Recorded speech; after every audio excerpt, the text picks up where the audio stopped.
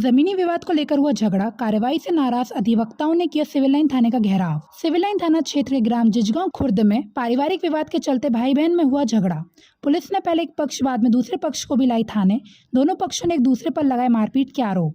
एक पक्ष में अधिवक्ता रहे रजत शर्मा व उसकी मां को पुलिस ने गिरफ्तार कर थाने लाने से नाराज अधिवक्ता संघ ने सिविल लाइन थाने का घेराव भी किया। दरअसल हरदा जिले के सिविल लाइन थाना क्षेत्र के ग्राम जिजगांव खुर्द में पारिवारिक जमीनी विवाद के चलते भाई बहन के बीच मारपीट हो गई। डायल 100 के पॉइंट पर पुलिस ने मारपीट करने वाले अधिवक्ता रजत शर्मा व उसकी मां को थाने ले आई, जिससे नाराज सैकड़ों अधिवक्ताओं ने सिविल लाइन थाने का घेराव कर दिया।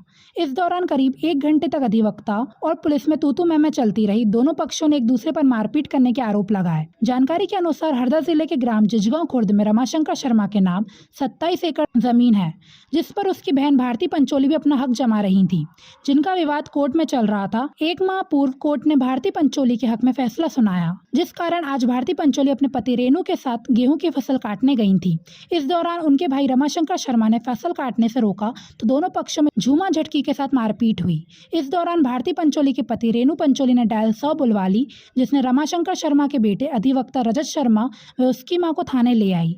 रेणु पंचोली का कहना है कि कोर्ट के आदेश हमारे पक्ष में हुए, जबकि रमाशंकर शर्मा के बेटे रजत शर्मा का कहना है कि जमीन का फैसला हुआ है, ना कि फसल देने का। फसल हमने बोई है तो काटेंगे भी हम ही। फिलहाल सिविल लाइन पुलिस दोनों पक्षों को थाने ले आई है और आगे की कार्यवाही जारी है। मैं कोर्ट में था तो मैं पिताजी का फ़ोन आया मेरे पास कि यहाँ ये फसल काटने रेणु और भारती और 4-5 लोग उनके साथ अन्य लोग भी आए हुए हैं और उनके परिवार के पूरे सदस्य थे, तो फसल काट रहे थे। फसल काटने को मेरे पिताजी ने रोका कि ये फसल हमने बोई है, तो वो हमसे लड़ाई झगड़ा करने लगे कि हमारे पास कोर्ट का आर्डर है, ये है वो है। तो उसमें कोर्ट के आर्डर में ऐसा फसल का कुछ भी नहीं लिखा हुआ है कि किसको काटना है, क्योंकि फसल हमारे द्वारा ही बोई गई थी। उनने हमारे साथ मार कुटाई करी है। तो हमको जैसी जानकारी लगी वैसी हमने एसपी को सर को मैंने फ़ोन कर दिया। तो उसके बाद थोड़ी देर बाद पुलिस वाले आए, तो पुलिस वाले में सोहन राजपूत सर थे और उनके साथ 2-3 और थे, ब्रजेश साहू, ये तीनों। इन्होंने मेरे से बोला कि तुम लड़ाई कर रहे हो, यहाँ उनको फसल नहीं काटने दे रहे हो, और मेरे को और मेरी मम्मी को इनने गाड़ी में बिठा लिया और यहाँ लिया है। तो मैंने बोला उनको भी रुकवाओ। बोले उनको क्यों रोकें हम, वो तो फसल काटेंगे, और वो फसल काट रहे थे। इस बीच में फिर मेरे पिताजी वापस वहाँ गए और उनको रोका कि फसल मत काटो ये वो।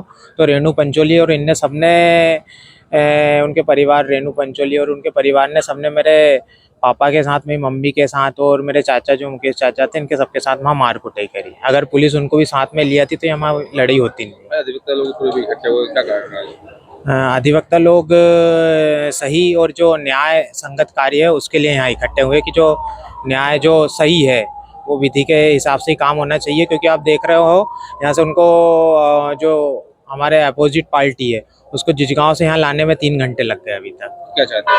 हम न्याय चाहते हैं। भाई साहब, ये हमारे बड़े ससुर की ज़मीन है, वो मेरी श्रीमती और सास के नाम पे आ गई है। तो ये लोग ज़बरदस्ती उस पर अतिक्रमण करते हैं, हर बार हमारे साथ मारपीट करते हैं, और वो उनके पिता की एकमात्र पुत्री संतान है। इसको कोर्ट ने भी मान लिया है, माननीय न्यायालय एस.के. भतकारिया जी, तृतीय वरिष्ठ खंड, और केस नंबर है 58/2022। 3 साल से प्रकरण चल रहा था, लेकिन हमारे साथ अभी तक कोई किसी प्रकार का न्याय नहीं हुआ। तो माननीय न्यायालय की ओर से हमको न्याय मिला है, तो हम चाहते हैं कि हमारी ज़मीन हमको वापस मिले, हम उस पर काबिज हों, क्योंकि ज़मीन तो हमारी है। हम फसल हमेशा बो के आते हैं और ये रात में अंधेरे में जाके काट लेते हैं, लेकिन इस बार आदेश के बाद हम लोग गए तो वो हमारे साथ मारपीट करने लगे। रात को भी मारपीट करी, जिसकी आज NCR करवाई हमने, आज दोपहर में करीबन 1 बजे के लगभग। और अभी हम गए तो अभी हमारी सास के साथ, मेरे साथ और मेरी पत्नी के हाथ को काट खाया। पद्मा शर्मा ने, रामशंकर शर्मा ने मेरी आंख पे मारा है, और मुकेश शर्मा ने, जिसने पहले भी हवाई फायरिंग कर दी थी, उसने मेरे बेटे के हाथ में काट खाया, चिराग पंचोली के हाथ में। और श्रद्धा और प्रतीक्षा दोनों मेरी बेटियां हैं, उनको भी उनने मारा। ये लोग क्या करते हैं, झुंड बना के आते हैं और हम लोग अकेले हैं, तो उसका फ़ायदा उठाते हैं और रात में हमेशा फसल काटते थे चोरी से। ये उनका मानना है कि उन्होंने बोई थी इस बार? नहीं, वो झूठ बोल रहे हैं। माननीय न्यायालय ने इसको साबित किया है कि इस पे कब्जा हमारा पाया गया है और ज़मीन हमारी थी। और फोती नामांतरण के टाइम से, ये आज से विगत 3.5-4 वर्ष हो गए, तब से नामांतरण हो चुका है। उस ज़मीन पे किसान क्रेडिट कार्ड भी कमला शर्मा और भारतीय शर्मा के नाम से 27 एकड़ का संयुक्त बना हुआ है, और 7 एकड़ का कमला शर्मा। ये आपके रिलेशन क्या लगते हैं? ये भारतीय शर्मा मेरी पत्नी है और कमला शर्मा मेरी सास है। वो बड़े ससुर के लड़के हैं। और उनके अभी हम चाहते हैं कि हमारी फसल जो है वो हमको मिले, पूरी फसल, एक एक दाना जो हमने बोया है। जिस गांव में एक जमीन का विवाद था, वहाँ फसल कटाई हो रही थी, उसमें दो पक्ष झगड़ गए थे, तो दोनों पक्षों को थाने लाया गया था, उनकी एमएलसी वगैरह कराई जा रही है और आगे की कार्रवाई कर रहे हैं। अधिवक्ता लोग थाने आए। हाँ, उसमें दोनों पक्ष के अधिवक्ता हैं, चूँकि ज़मीन का विवाद है इसलिए अधिवक्ता लोग भी आ गए हैं, तो दोनों की सुन रहे हैं। अब वो क्या निर्णय लेते हैं देखते हैं। हरदा जिला जल अभावग्रस्त क्षेत्र घोषित, बिना अनुमति के नहीं करा सकेंगे बोरवेल। हरदा जिले में जल संकट को देखते हुए कलेक्टर आदित्य सिंह ने मध्य प्रदेश पेयजल परीक्षण अधिनियम के तहत जिले को जल अभावग्रस्त क्षेत्र घोषित कर दिया है। यह आदेश 31 जुलाई 2025 तक प्रभावी रहेगा। नए आदेश के अनुसार जिले में बिना अनुमति के नलकूप और हैंडपंप का खनन पूरी तरह प्रतिबंधित है। कोई भी व्यक्ति निजी ट्यूबवेल या हैंडपंप नहीं खोद सकेगा। साथ ही जल स्रोतों का उपयोग कृषि, सिंचाई और औद्योगिक कार्यों के लिए बिना अनुमति के नहीं किया जा सकेगा। इस नियम का उल्लंघन करने वालों के खिलाफ कानूनी कार्यवाही की जाएगी। नलकूप खनन और सिंचाई की अनुमति के लिए संबंधित क्षेत्र के अनुविभागीय अधिकारी राजस्व को अधिकृत किया गया है। घट स्थापना के साथ शुरू हुआ गणगौर महोत्सव, शहर का वातावरण हुआ भक्तिमय। हरदा में रविवार को घट स्थापना के साथ गणगौर महोत्सव की शुरुआत हुई। यह उत्सव 23 से 31 मार्च तक मनाया जाएगा। बुहाना क्षेत्र में यह त्यौहार बड़े पैमाने पर मनाया जाता है। जिला मुख्यालय में 5 स्थानों के अलावा टिमन्नी, सिराली, चारवा, चारखेड़ा, मुहाल, सामरदा और कुकरावाद सहित अन्य गाँवों में इस उत्सव का आयोजन हो रहा है। आयोजक परिवारों में इसको लेकर भारी उत्साह है। गाँव में विद्युत सज्जा से भव्य पंडाल सजाए गए हैं। रात में गणगौर मंडलियां भजन और नृत्य प्रस्तुत कर रही हैं। गणगौर माता का पाठ भी किया जा रहा है।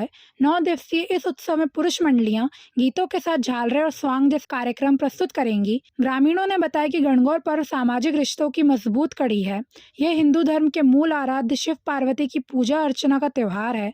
इस पर्व में गौरा मैया, रनुबाई और महादेव धनियर राजा के रूप में भक्तों को दर्शन देते हैं।